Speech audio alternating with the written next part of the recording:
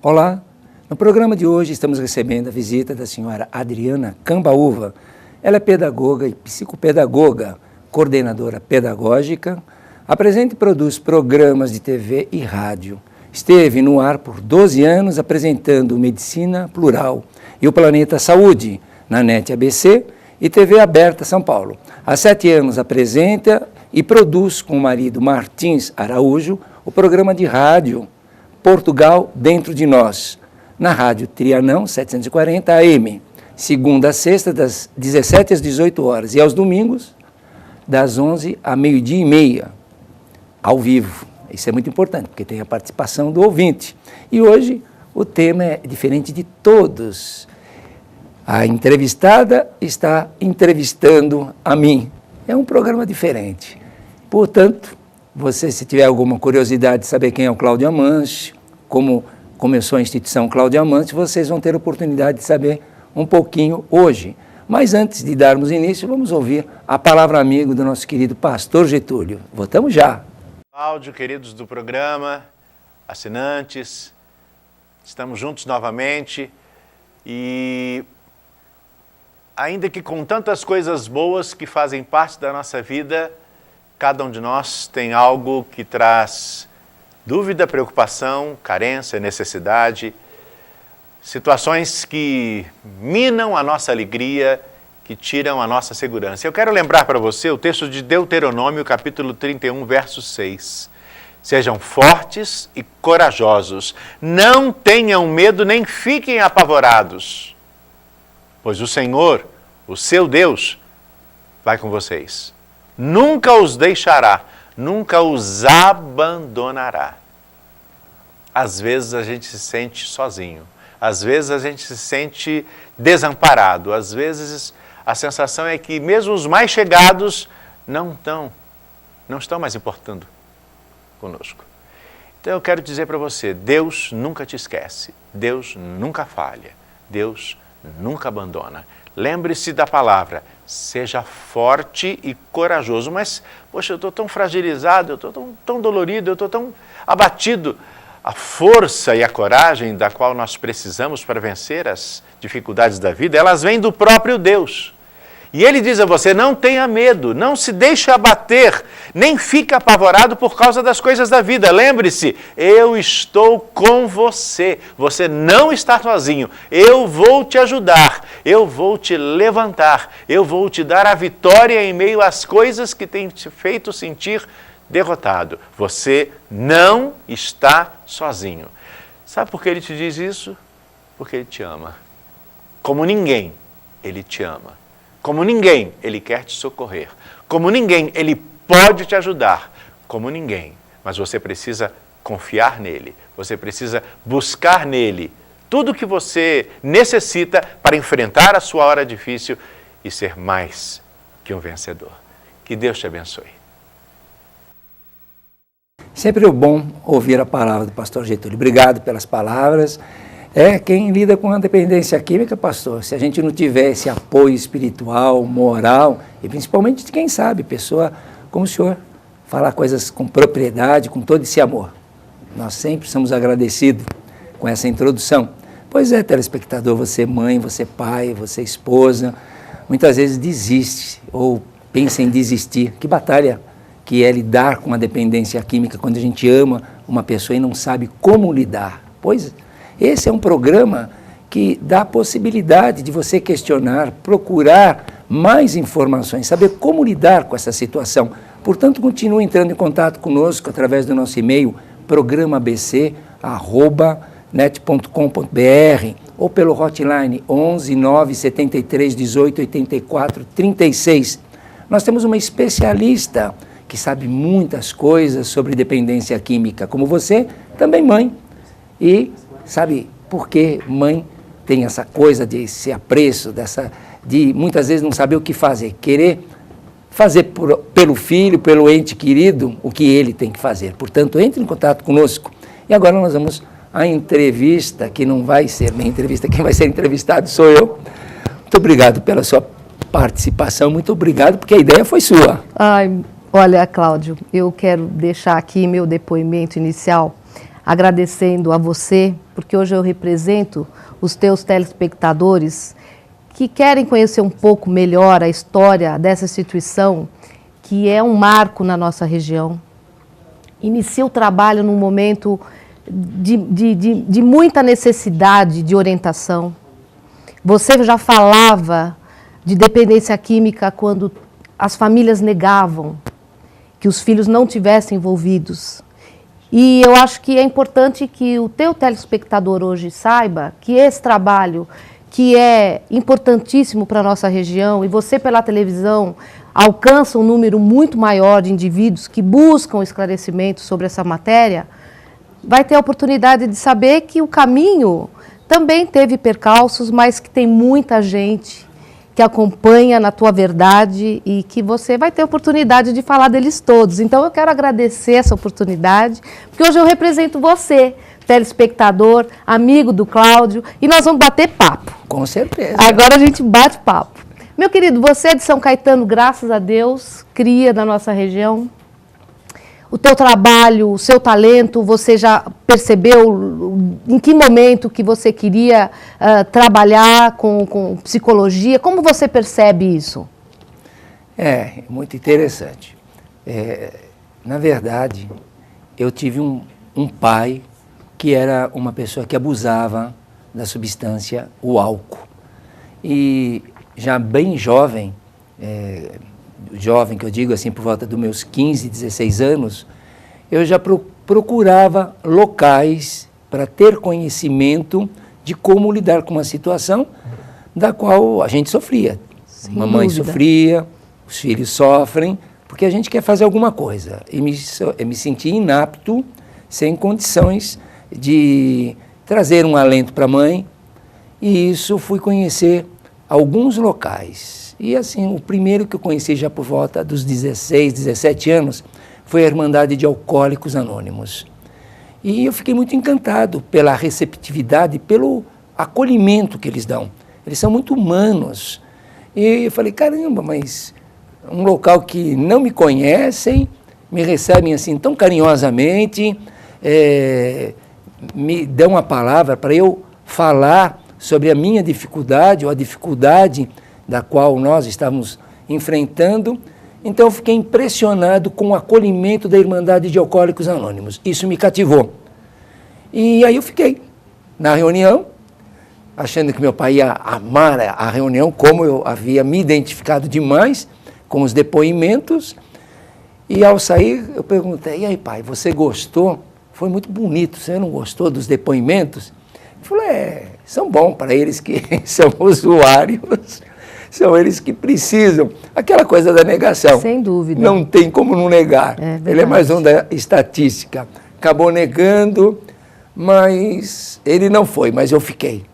E aí eu comecei me envolvendo no programa de AA, mas não foi essa a minha primeira faculdade, não. Tá? E qual foi a primeira, então, a sua formação inicial? A minha primeira, porque aos 18 anos eu entrei numa multinacional. Entrei na General Motors do Brasil aos 18. Muito embora eu fiz o curso técnico e era contador. Antecedendo a GM, eu já havia trabalhado alguns anos num banco. E nesse banco eu me identificava muito com a parte contábil, porque eu gostava mesmo na época. E ao sair do banco, com alguns anos, apesar de ter 18 anos, eu comecei bem garoto ao trabalho. É uma coisa que hoje, não é, você vê hoje os direitos da infância não permite que um garoto de 13 ou 14 anos vai trabalhar. Pois é, eu comecei com essa idade, com autorização do juiz. Que bom, não é? Que não tinha essas pessoas que possam impedir, porque hoje a gente vê tantos garotos na rua, mas tantos garotos, com certeza não estão trabalhando, mas estão pichando a tua casa ou estão fumando umzinho, porque os direitos humanos, você sabe, não pode garoto trabalhar. Graças a Deus, 2 faculdades, pós-graduação e algumas especializações com garoto, trabalhando já desde os 10. Graças a Deus. É mesmo porque você percebe que logo cedo que o ser humano precisa realmente dar a sua contribuição social, e a gente percebe que os nossos jovens, esse distanciamento familiar, o nome do seu programa já diz, a gente precisa rever o papel da família exatamente nessa questão, existe esse distanciamento hoje dos pais em relação aos filhos, ou do responsável. Nem sempre essa família está constituída como nós conhecemos no dia de hoje, e achávamos que era natural e que também isso não é real, mas a gente observa que esse distanciamento acaba trazendo N fatores determinantes também dessa formação dessa criança. Mas você começa o seu trabalho na segunda universidade, pelo que eu tenho... Sem dúvida. É na segunda universidade. Na segunda. E o espaço físico que você tem para pôr em prática tudo isso que você está aprendendo e também está se encantando, porque a gente... Com a qualidade do seu trabalho, certamente esse era o seu talento. Essa era a sua contribuição social. Pode acreditar. Pode acreditar, a gente sabe disso. Mas você vai perdendo espaço, porque isso você faz na sua casa. E como é que foi isso? Como você lidou com isso? Mas foi mesmo isso. Pois então. Foi dentro da minha casa. Foi exatamente dentro de casa. De início, por certo, eu fiz a segunda faculdade na Metodista. Era a faculdade que eu queria, apesar de ter feito vestibular em 2 ou 3, mas eu falei, não, mas eu quero na Metodista, porque era a mais velha dentro da área de psicologia, com nome, conceituadíssima. E foi lá que fiz minha pós-graduação também na Metodista, e pude, paralelamente, trabalhando na multinacional, na área administrativa, que não me identificava em nada, e... Nunca teve perfil para isso? Não, nunca tive. Paralelamente com o consultório. Então, de início, foi até difícil, porque eu não conseguia nem cobrar de início meu trabalho, durante muitos anos. E o pessoal os quais eu atendia e tinha supervisão de uma orientadora, eu falava, eu não cobro, mas como você tem que cobrar um valor simbólico? Pois é. E eu falava, mas eu não preciso, eu trabalho em outro local. Então, era uma briga. Então, durante alguns anos eu nem cobrava, porque eu achava que eu estava até aprendendo. Então, durante uns 4, 5 anos, o tempo em que eu fiz pós-graduação e algumas especializações, eu não cobrei. Foi um trabalho voluntário. Voluntário, perfeito. E prometi a mim, o dia que eu pedir demissão do meu trabalho, não tiver o vínculo empregatício da multinacional e viver disso, aí eu vou cobrar. E foi o que ocorreu. Pedi demissão por volta dos meus 36, 37 anos de uma multinacional. Mas é um menino. Olha quanto tempo faz isso, Cláudio. Não vamos nem falar. Porque ninguém vai nem acreditar. Faz muitos anos. Porque é inacreditável. Olha que beleza. Quando a gente faz muitos bem anos. E faz de coração, não envelhece. É o teu caso. Muito obrigado. Mas eu pedi demissão por volta dos meus 37, 38 no máximo. E aí só fui me dedicar à psicologia. Fazer aquilo que eu tinha vontade. Com o consultório e aquele sonho. Vou trabalhar com dependentes químicos. Porque você me perguntou quando. Antes de fazer a primeira faculdade, eu trabalhava na General, como eu disse, aos 18. Sim. E quando eu disse que eu ia fazer psicologia, um olhou para a carinha do outro e falou, esse cara tá louco. Dentro de uma área administrativa, fazer faculdade de psicologia. É verdade. E eu tinha uns amigos que faziam economia, administração, relações públicas. Cláudio, você não deve... Você vai se queimar. Falei, meu Deus, o que eu faço? Faz pro forma, faz o curso de administração, algo... Depois você faz, mas você tem aqui que demonstrar que você está envolvido. Então, eu fiz aquilo que haveria necessidade. Foram 4 anos de administração. Assim que eu terminei a administração, falei, agora eu vou fazer o que eu gosto. Mas já na adolescência, quando eu me identifiquei com Alcoólicos Anônimos, eu falei, vou trabalhar com gente, aos 18 anos. E... aos 18 anos eu comprei um terreno muito grande na área de Ribeirão Pires, pensando, um dia eu vou ter uma comunidade para dependentes. Não me pergunta de onde que eu tirei essa ideia, mas eu comprei. Aos 17 para 18 anos, um terreno grande, que eu falei, um dia, mas depois perdeu-se esse sonho, que os anos foram passando. Você, na realidade, estava sendo preparado para realizá-lo, né? Bem provável. Mas certamente. Aos 37, 38 anos, quando eu volto para essa área, que eu não era meu público, dependentes químicos, não era. Era um psicólogo que fiz vários cursos. Certo. Quando você faz especializações, você faz com casais, fiz um curso de sexologia, também enfim, vários cursos com Foi se adolescentes. especializando, a demanda era outra. Era outra. Exato. Mas foi passando o tempo, esse pessoal foi ficando de lado e as pessoas começaram a se identificar, porque eu participava dos grupos de AA e era chamado como tematista. Então eu comecei a ir em muitos grupos de AA convidado, Sim. por eles já me conhecerem, e fui sendo conhecido, fazendo encontros de jovens, encontros de casais, e aí acabou me identificando muito nessa área. E você se aproxima mais nessa especialidade, já era um talento seu, a gente percebe, já desde, talvez até por afinidades familiares, né? Porque você foi buscar sim, algumas coisas, a identificação, né? Você muito foi grande. se identificar. E eu acredito, já que agora a gente... você começa a atender também já sim, aí adictos, você já começa a criar alguns grupos. Sem dúvida. Nesse momento que ocorreu, quando começaram a me procurar alguns pais que tinham problema com o filho, eu falei, aonde eu vou buscar? Não tinha grupos de narcóticos ou grupos para dependentes químicos. Eu estou dizendo muito isso... Muito preconceito. Você viveu um preconceito danado por isso do seu estou trabalho. dizendo isso há 30 anos. Certamente. Por volta de 30 anos, 29 anos atrás. E aí o que ocorre? Como eu conhecia os grupos, eu falava, bom, não tem, onde que você mora? Então eu levava a pessoa num grupo de AA, próximo à sua casa. Passava-se 1 ou 2 semanas, a pessoa voltava para mim e falava, mas eles não me chamam e disseram que não é a minha praia, que eu teria que procurar um grupo. Mas onde que tem um grupo para eu me tratar? Então, como eu era conhecido e frequentava inúmeros grupos de AA da cidade, inúmeros, Ipiranga, Moca, Parque das Nações, Santo André, São Caetano, Camilópolis, para a Zona Leste, vários, desde Sapopemba até Apuá, ia em muitos grupos. E quando essas pessoas procuravam, eu ia até o local e falava, vamos num grupo, porque as pessoas tinham dificuldade. E como eu sabia que os grupos eram um tanto seletivos e tradicionais, eu os apresentava, olha, como não, e explicava, como não tem grupo, esse jovenzinho utiliza tais substâncias químicas e ele não tem nem dinheiro para se locomover. Vocês dariam uma acolhida? Mas eu percebia. Chegou um momento que eu era chamado para fazer muitas temáticas, mas quando comecei a me envolver e levava, teve grupos que fecharam a porta e de falar para falar, olha, se você entrar aqui eu estou saindo, porque é um grupo só para alcoólicos e não para dependentes químicos. Então, aí eu não era mais chamado, porque eu andava com os dependentes químicos e o grupo de AA era muito autêntico, muito puro. Então houve essa coisa de não ser mais chamado.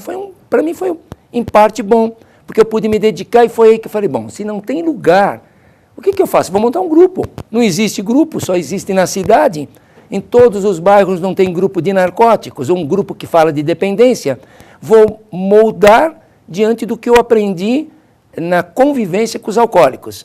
E foi formatando bem no formato daquilo que eu aprendi dentro da Irmandade de Alcoólicos Anônimos. Comprei várias literaturas, aprendi tudo sobre o AA, tenho desde o número 0 a Reviver do Brasil, todas as revistas, lia todas de cabo a rabo. A primeira entrevista são com 2 psiquiatras, com Eduardo Mascarenhas e mais um outro pai da psicologia. Então, lendo todas a literatura de AA, todos os livros que tinham, para poder dar devolução e ensinar os meninos. E foi aí que a coisa cresceu.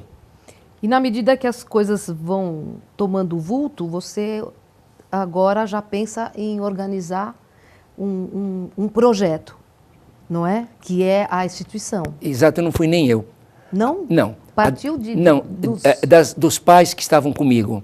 Olha, porque assim, teve um momento que um jovem usuário de crack me mandou uma carta dentro de uma dinâmica de uma escola, na qual também eu fazia esse encontro com jovens. Aí eu recebo uma carta e ele, no meio daquele bate-papo com os meninos, ele falou, eu gostaria que você me desse uma resposta da carta que eu mandei para o senhor. Aí eu fiquei meio sem graça, olhei, li, e ele dizia assim, sou dependente de crack, não tenho meu pai, não tenho minha mãe, minha avó tomava conta de mim, eu tenho o juiz que toma conta da pensão que deixa para mim e para o meu irmão, que é um oligofrênico, está numa psiquiatria, e eu não tenho ninguém. E o que eu faço para parar de usar? Eu não sei o que eu faço, eu estou perdido porque minha avó faleceu há 15 dias, alguma coisa assim. E eu falei, mas será que é verdade? Terminou aquele bate-papo, eu estava com 2, 3 meninos que eu já fazia grupo só uma vez por semana com alguns jovens, antes de ter qualquer coisa eu já fazia grupos. E eu pedi para os meninos, vocês me acompanhem em tal lugar, na Vila Ema, em tal local? E fui com os meninos e era verdade, era um antro. A casa era um antro, tinha droga, tinha a parafernália de uso, e eu me compadeci do menino, falei, meu Deus, o que eu posso fazer? Aí eu pensei, vou levá-lo para uma pensão. Levei-o para uma pensão em São Caetano, falei, olha, vou tentar arrumar um trabalho, você mora aí, eu tenho um grupo, vou te levar para o AA daqui, que eu conheço as pessoas, mas passou 15, 20 dias, ele veio com outro menino e me disse, mas lá todo mundo usa. Aí eu falei, meu Deus, o que eu faço? Sabe de uma coisa? A minha casa é muito grande. Eu vou sair da minha casa e vou morar no meu consultório, que tem uma edícula.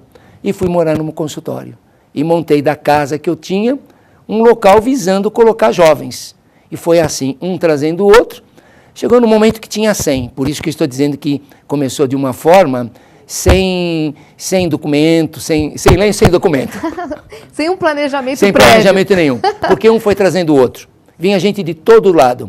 Vinha da rua, vinha da cadeia, vinha de família. E as famílias não tinham esse julgamento. Porque todos se conduíam da mesma doença. Então não se importava se o filho estava com aquele que foi preso, com aquele que veio da rua. Enfim, eles queriam alguém. E como você disse, não tinham pessoas voltadas para esse trabalho na cidade. Não tinham mesmo. O preconceito era muito grande e a negação também existia, prevalecia, né? As famílias até hoje é complicado lidar realmente com essa situação. Você basicamente, então, pega elementos do que você já tinha do AA e vai também fazer o procedimento de tratamento. Um programa muito parecido. Muito parecido. Muito parecido. Que você vai também envolver os pais, a família, nessa questão. E essas pessoas todas passam a fazer parte desse projeto e cada dia... Aonde? Na minha casa, porque não tinha um local. Então, o que eu fiz? Mas tem um terreno? Não, mas como você disse, eu tinha uma casa, não é? Aliás, não tinha uma casa. Quando eu saí da Ford, eu já tinha... Eu me recordo disso, me recordo disso, porque foi assim, era uma portinha que virou depois foi crescendo e virou a esquina, né? Isso mesmo. É muito bom Eu tinha essas duas casas, né, no centro de São Caetano, e aí o que ocorreu foi exatamente isso. Eu falei, bom, para trabalhar com esses jovens, eu preciso da participação da família. E aí eu abri assim, em um cômodo, 2, eu abri. Aliás, eu tinha uma parte alugada para um dentista, eu pedi para que ele saísse para fazer esse trabalho com as famílias. Abri assim, quarto com sala, ficou um espaço grande. E como eu já tinha vivência no Alanão, que são os codependentes, que eu também frequentava a sala de codependentes, que eu era um codependente, então eu ia à sala de Alanão e a sala intrometido de adictos, dos alcoólicos, e eles permitiam que eu ficasse nesse bate, né, para lá e para cá. Então, na mesma formatação dos grupos de mútua ajuda da família, eu passei a formatar os grupos de família, e com conhecimento de literatura. E aí, aquelas famílias que estavam mais envolvidas, que abraçam a causa, vão mais futuramente para Campinas fazer um programa do Amor Exigente e junta um pouco do meu conhecimento, da minha experiência, com a teoria da formatação do grupo de Amor Exigente, isso há muitos anos atrás. E ficou essa mistura. E foi assim que a coisa foi paralelamente, a sala dos meninos e a sala dos pais. Pode... os amigos aqui dão sempre uma palestrinha, uma palavrinha assim com a gente, tudo bem. Exatamente. Nós sabemos que todo início de histórico, de um tratamento que está sendo agora, que você traz para uma região, você precisava do apoio das famílias, porque tudo isso tem um custo, tudo isso tem... E a gente sabe que políticas públicas nunca se preocupou, principalmente nesse período, com essa temática. Isso é notório, nós sabemos que isso ocorreu. Mas de que maneira você inicia esse processo quando chega esse indivíduo? Para a gente ter uma ideia, esse indivíduo passa por uma triagem, continua sendo dessa mesma forma? Ou você foi mudando durante o percurso toda essa trajetória? Nossa, mudou muito, muito, muito, muito. Eu não tinha especialização em dependência química, não tinha todo, assim, o manejo e o conhecimento que eu tenho hoje. Foi tudo uma coisa muito empírica. Meio que ensaio e erro. Artesanal. Né? Aquela coisa de pegar os primeiros, uma dúzia que eu tinha, eu ia toda noite, ficava todas as noites com eles até uma hora, 1h30 da manhã, conversando de um por um, não é? Não saía até que fechava a casa. Todas as noites eu estava na casa, não era mais minha, porque eu cedi para eles a casa. Eu saí da minha casa e deixei para eles morarem. Aliás, chamava a casa mesmo. Na cidade? Era uma casa boa. Era uma casa, Era uma casa muito boa, grande, terreno grande, com jardim. Depois, até no jardim, as coisas mudaram, porque no jardim virou um prédio. Exatamente. Porque chegamos a ter 130 moradores em São Caetano. E sem nenhuma documentação. O tempo bom, era feliz e não sabia. Não, eu sempre soube, eu era feliz, mas eu tinha o apoio da primeira-dama. A primeira-dama sempre participou, me ajudava, como você disse. De que forma? As pessoas ajudavam como podiam, não tinha um valor assim estipulado. Falava, como é que você pode ajudar? Você pode dar algum valor, pode dar uma cesta? Todos comiam, não faltava nada. A primeira-dama na época que você se refere? Teve duas primeiras, mas a que mais significativo teve foi a esposa do Tortorello. Do Tortorello. Dona Elvira, nossa, fugiu o nome, mas parece que é Elvira. Foi a que mais estávamos juntos. É a esposa do Tortorello. Fantástica, fantástica. Exatamente. A gente sabe que precisa realmente que o poder público compareça, né, dentro de um processo desse porte, e a gente sabe que a cidade de São Caetano, naquela ocasião, pôde também fazer aí a sua contribuição. Mas eu acho que a gente tem um break, não tem? É você que vai chamar, não é? Já! Pois o bate-papo tá bom, então voltamos já.